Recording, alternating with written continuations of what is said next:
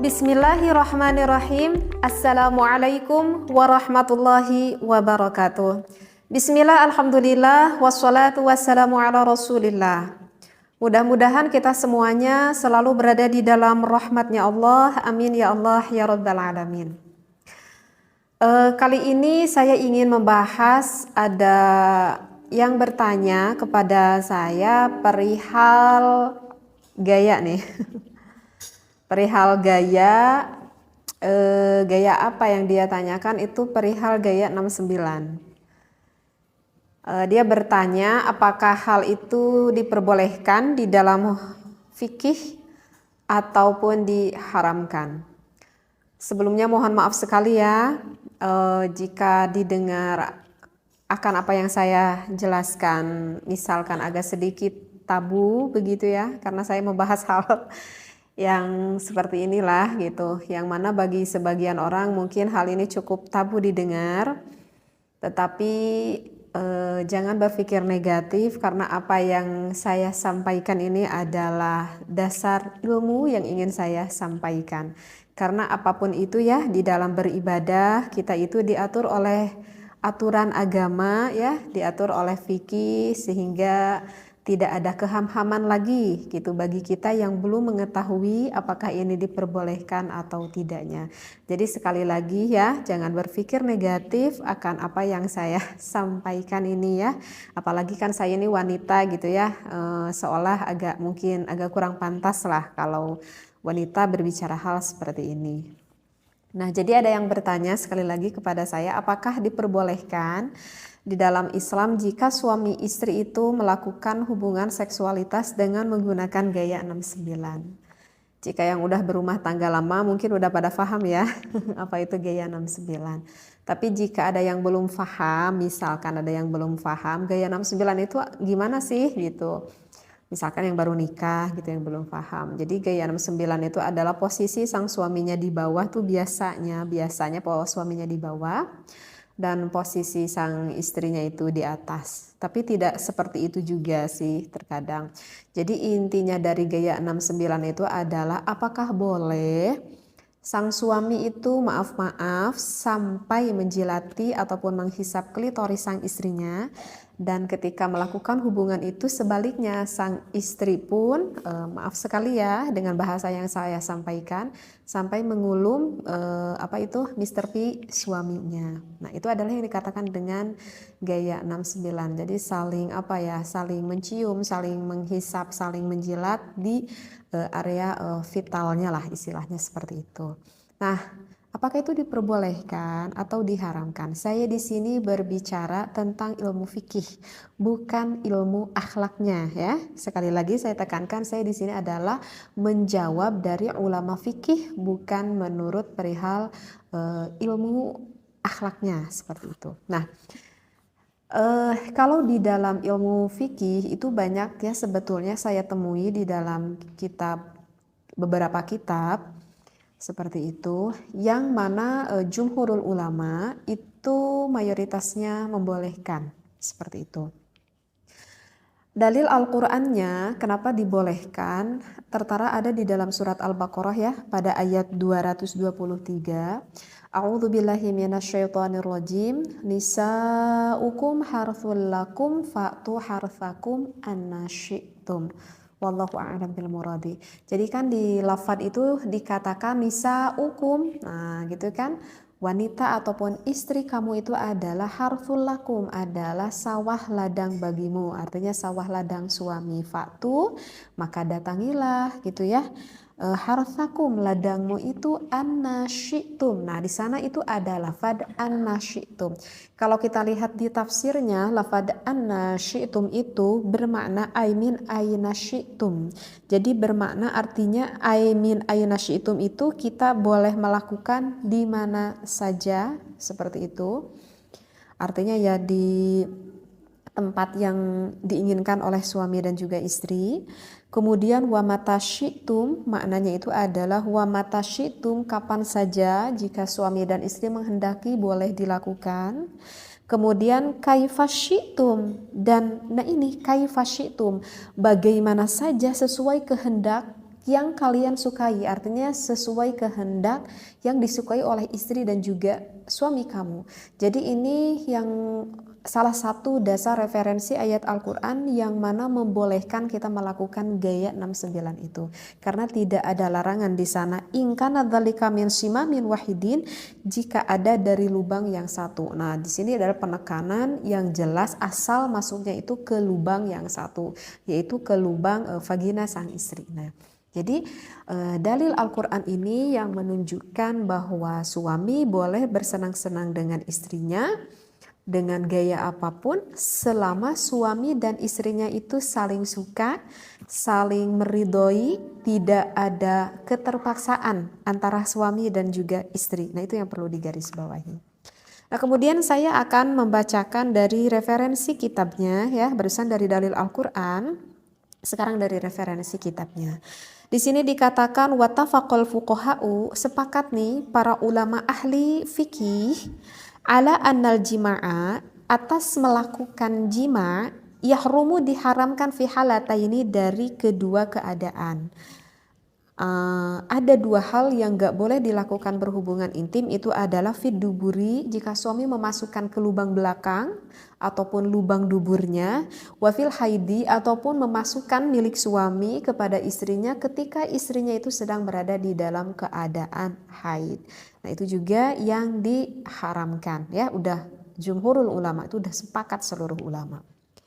Wa amma masiwahuma, wa amma dan adapun sesuatu masiwahuma selain dari keadaan dua tadi, yaitu yang dubur dan juga haid, faqad ikhtalafu fihi, maka sesungguhnya itu berbeda pendapat ulama. Oleh karena itu kan saya katakan ini adalah menurut pandangan ilmu fikih, bukan menurut pandangan ilmu akhlak. Faqad qala asy-Syaikh Zainuddin bin Abdul Aziz Al-Malibari fi Fathul Mu'in, berkata asy-Syaikh Zainuddin bin Abdul Aziz Al-Malibari di dalam kitab Fathul Mu'in.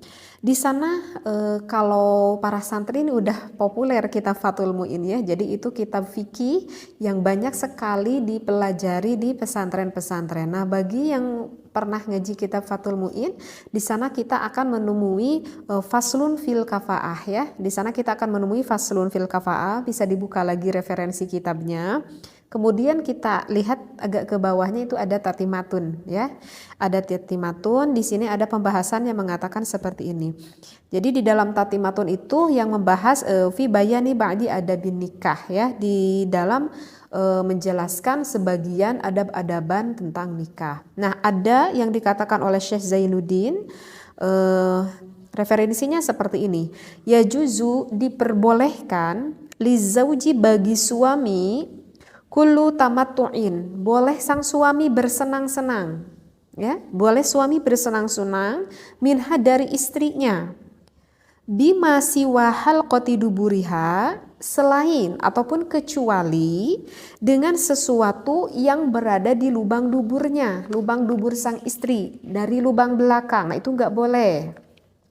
Walau bimaswi badriha, nah kecuali nih walau bimaswi badriha, yang diperbolehkan itu walaupun sang suaminya itu sampai menghisap klitoris sang istrinya. Nah, jadi di dalam kitab Fathul Mu'in yang berkata Syekh Zainuddin bin Abdul Aziz, di sana dikatakan hukumnya diperbolehkan sang suami menghisap klitoris sang istrinya. Nah, begitu juga sebaliknya, sang istri juga diperbolehkan untuk mengulum milik sang suaminya yang kita kenal dengan gaya 69 ini gitu ya. Nah, jadi bagi sang suami ataupun sang istri, jika hal itu memang dianggap diperlukan dan saling menyukai, maka tak perlu ada keraguan kalau berbicara di dalam ilmu fikih, ulama di dalam mazhab Imam Syafi'i memperbolehkannya. Dengan syarat sang istri dan juga sang suami saling suka ya, saling meridhoi seperti itu. Kalau misalkan istrinya nggak mau gitu. Kalau misalkan pengantin-pengantin baru gitu ya, itu kemungkinan kebanyakan para istri tuh nggak mau gitu ya, karena mungkin agak jijik juga gitu ya, dan merupakan hal yang sangat di luar bayangan mungkin, sehingga nggak mau melakukan hal itu. Nah, tetapi kalau misalkan dengan berjalannya waktu dengan sedikit suami merayu-merayu begitu ya, kebanyakan sih wanita tidak akan merasa keberatan sih seperti itu. Nah, saya tidak tahu ya bagaimana yang dirasakan oleh suami dan juga istri Anda di rumah gitu ya. Cuman kebanyakan gitu kalau saya dengar-dengar gitu seperti itu.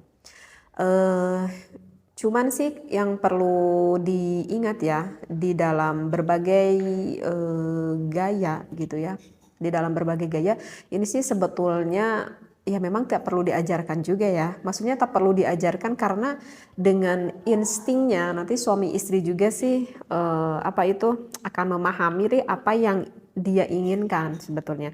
Jadi yang ingin saya titik beratkan di sini itu adalah bukan gayanya itu sih sebetulnya, tetapi hukumnya itu apakah diperbolehkan atau tidaknya. Jadi yang ingin saya sampaikan bukan gayanya tetapi hukumnya. Nah, kalau bertanya hukumnya di dalam fikih ya diperbolehkan. Dan harus diingat ya, wahai para suami dan juga istri, di dalam melakukan berhubungan seksualitas itu merupakan ibadah ya, itu merupakan ibadah bahkan yang besar sekali pahalanya. Jangan dikira ini bukan ibadah, ini adalah suatu ibadah yang besar sekali pahalanya dan banyak sekali kemanfaatannya. Yang namanya ibadah pasti itu akan diawali dengan yang baik, akan diakhiri dengan yang baik, dan dilakukannya pun dengan yang baik pula. Kenapa saya berkata seperti ini? Udah saya terangkan barusan ya, bahwa untuk gaya-gaya hal seperti ini sebetulnya tidak perlu diajarkan gitu ya. Artinya yang baik ini adalah jangan sampai kita mengetahui akan posisi ini, gaya ini dari sesuatu yang diharamkan oleh Allah. Misalkan nih biar takut ada yang gak paham, misalkan pasangan suami istri mengetahui hal ini itu bukan dari instingnya ataupun bukan dari keinginan sang istrinya misalkan. Tetapi hal itu diketahui oleh suaminya itu misalkan, maaf ya, itu dikarenakan sang suaminya itu sebelumnya itu melihat dulu film porn gitu ya. Paham ya maksudnya film porn. Jadi kalau misalkan sang suami mengetahui ini dari film porn, berarti kan yang dia ketahuinya itu bukan dari hal yang positif. Artinya yang dia ketahui itu dari hal yang negatif. Maka itu tidak akan menjadikan sebuah ilmu. Dan apakah akan mendapatkan efek negatifnya? Iya, akan mendapatkan efek negatifnya. Karena terkadang ada yang bertanya juga kepada saya itu seperti ini, apakah boleh nih bagi suami istri karena agar menambah ilmu, dia berniatnya baik nih, ingin menambah ilmu, bagaimana sih gaya-gaya gitu ya, ataupun dia ingin mendapatkan gairah seksualitas dari sang suami dan sang istrinya, tapi aku lihatnya sama istri kok bareng-bareng gitu kayak kata suaminya. Apakah itu diperbolehkan atau tidak? Maka jawabannya itu adalah tidak diperbolehkan walaupun sang suami dan juga sang istri melihatnya bareng-bareng, walaupun punya niat, perasaannya, niatnya itu adalah baik karena ingin membangkitkan gairah syahwatnya, ataupun bertujuannya baik menurut dirinya karena ingin menambahkan ilmu menurut pemikirannya, tetapi itu adalah apa yang dia pikirkan itu adalah mencari dari hal yang diharamkan. Maka sesuatu yang dicari dari hal yang diharamkan oleh Allah, maka hasilnya pun nanti tidak akan baik. Berbeda dengan saya mengetahui misalkan posisi ini gitu ya, misalkan ataupun posisi yang lain, tetapi saya mengetahuinya itu adalah dari ulama, dari kitab. Saya dikaji ini waktu saya di pesantren gitu ya, saya dikaji gitu ya. Nah itu berbeda lagi, itu memang pure dari ilmu, bahkan itu akan mendapatkan keberkahan seperti itu ya. Jadi Yang saya maksudkan memang hal seperti ini nanti dengan sendirinya para suami istri itu akan memahami dan mengetahui. Hanya saja yang harus kita ketahui adalah hukumnya itu. Apakah hukum yang kita lakukan ini betul atau tidak. Agar kita tidak terjerumus akan sesuatu yang diharamkan oleh Allah. Nah kalau misalkan kita gak boleh lihat dulu film foreign itu alasannya kenapa gitu ya. Karena kalau saya nerangkan sekarang nanti panjang lagi ya pembahasannya. Insya Allah nanti akan saya khusus membahas tentang hal itu ya. Jadi apa yang saya disampaikan sekali lagi mohon jangan berpikir negatif begitu ya, ambil positifnya, ambil ilmunya supaya kita tidak terjerumus akan apa yang tidak diridhoi oleh Allah Subhanahu wa taala. Wallahu a'lam wa billahi taufiq wal hidayah. Wassalamualaikum warahmatullahi wabarakatuh.